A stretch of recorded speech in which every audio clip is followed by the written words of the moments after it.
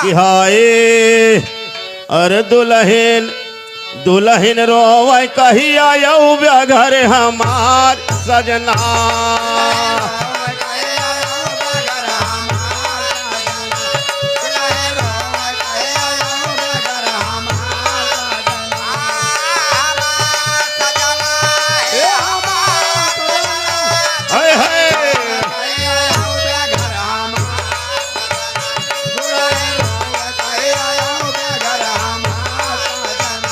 बिरहिन रोवे कहिया यौ घर हमार सजना।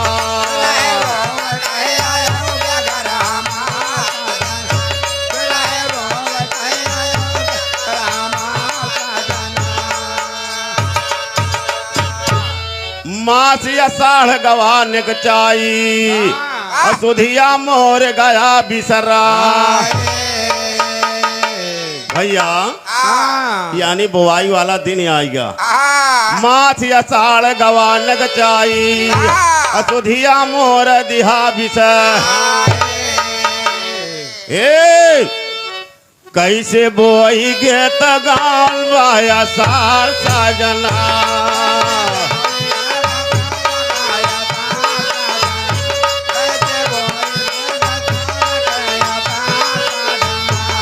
हमार सजना हमार सजना कैसे बोई धान मकैया घर हमार सजना।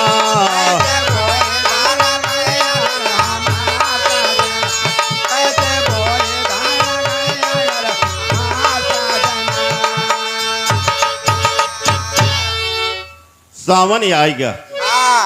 सावन में का होते सावन में मन स्थित ना आई रहत। कैसे बोई धान मकैया घर हमार सजना। सावन मन मस्त महीना आता सावन मस्त महीना आता और सगरव तन में आग लगा। करवट बदल बदल के हो जाता भिनसार सजना।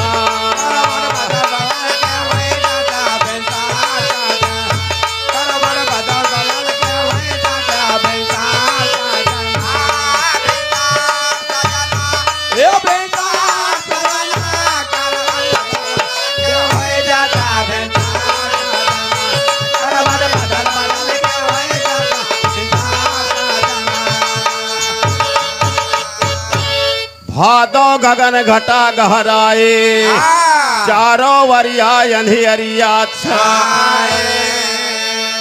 पानी लगातार बरसाए मूसलाधार सजना।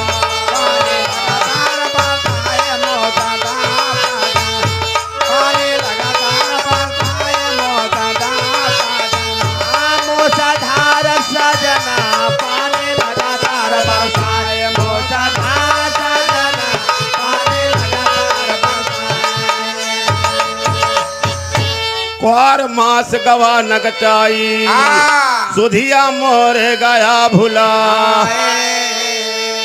एक दिन छोड़ब तोहरी तैया घर दुआर सजना।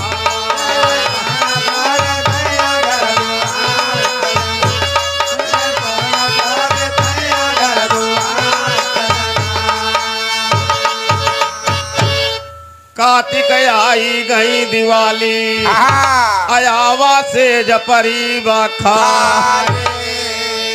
लोटा गले में बाह डारी के हमार सजना।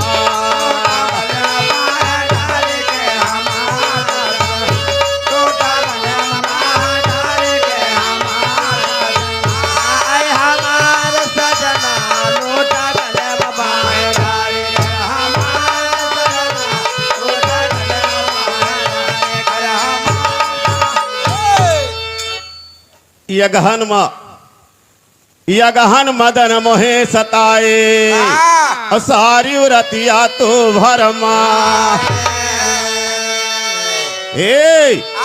ऐसे तड़पती है यगहन तड़प तड़प रह जाती और रतिया तोहरे ने याद सता। तोहरे बिना भवन वाला गई अनहिया सजना।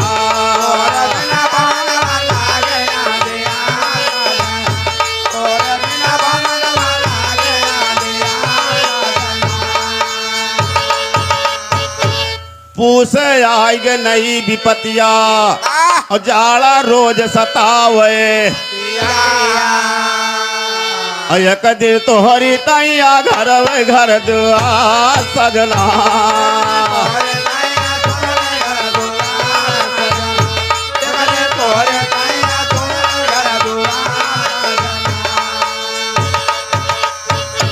माघा मास पर है जब पाला कितना ओढ़ी पिया दुसा बस मनाई न हमारे छाती के अनार सजना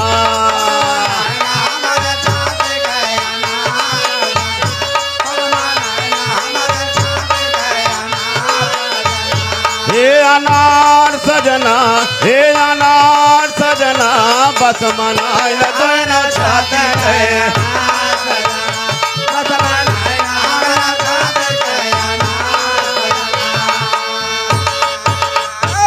फागुन मास आई गए होली सब ही रंग खेल के धो हमारे लागे जैसे गोली सीना फार सजना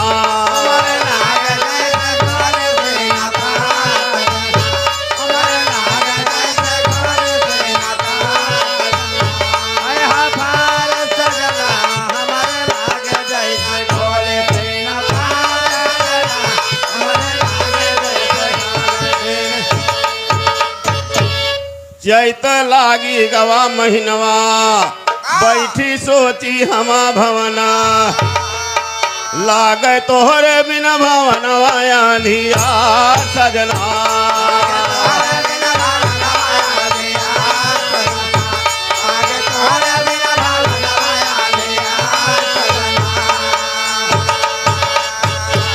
भैया बैसाख लाग गा कहते अशोक कुमार सैलानी हो जेठवा लागी गवा दिल जा मिली है आज काल मधुला तोहार सजना।